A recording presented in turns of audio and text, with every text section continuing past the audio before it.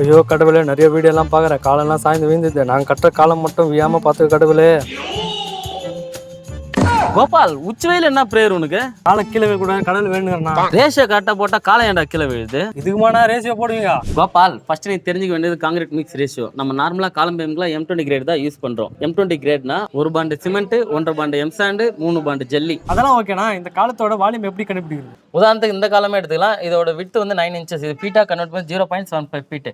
இதோட லென்த் வந்து பார்த்தோன்னா 2 ஃபீட். இதோட ஹைட் வந்து பார்த்தோன்னா 10 ஃபீட். இதை மூணுத்தையும் மல்டிப்ளை பண்ணும்போது நமக்கு 15 CFT வந்து கிடைக்குது. இது நம்ம மீட்டர் கியூபா கன்வெர்ட் பண்ணும்போது நமக்கு 0.4245 கிடைக்குது. கிடைச்சிருக்க வேல்யூ நம்ம ட்ரை வேல்யூவை கன்வெர்ட் பண்றதுக்கு நம்ம 1.54 மல்டிப்ளை பண்ணும்போது நமக்கு 0.654 வந்து கிடைக்கும். நெக்ஸ்ட் டோட்டல் மெட்டீரியல் குவான்டிட்டியை கண்டுபிடிக்க போறோம். சிமெண்ட் கண்டுபிடிக்கிறதுக்கான formula cement ratio divided by total ratio into volume of concrete. Total ratio அப்படின்னா என்னன்னா நம்ம M20 கிரேடோட ரேஷியோ எல்லாத்தையும் ஆட் பண்ணும்போது நமக்கு 5.5 வந்து கிடைக்கும். அப்ப நமக்கு கிடைக்கிற சிமெண்டோட வேல்யூ வந்து பார்த்தோன்னா 0.119 m3. கிடைச்சிருக்க வேலையோட சிமெண்ட் டென்சிட்டி 1440 மல்டிப்ளை பண்ணும்போது நமக்கு 171 kg சிமெண்ட் வந்து தேவைப்படும். நெக்ஸ்ட் சாண்ட் கண்டுபிடிக்கிறதுக்கான ஃபார்முலா. இதோட வேல்யூ வந்து 0.179 m3. சாண்ட் வந்து CFT ல தெரிஞ்சீங்கன்னா நம்ம கிடைச்சிருக்க வேலையோட 35.31 CFT மல்டிப்ளை பண்ணும்போது நமக்கு 6.3 CFT வந்து கிடைக்கும். ஜல்லிக்கு சேம் ஃபார்முலா தான். நம்ம கிடைக்கிற வேல்யூ 12.6 CFT வந்து கிடைக்கும். அது ஓகேண்ணா. மிக்சிங் வாட்டர் இல்லண்ணா, காங்கிரீட்டோட வாட்டர் ரேஷியோ கேட்டனா.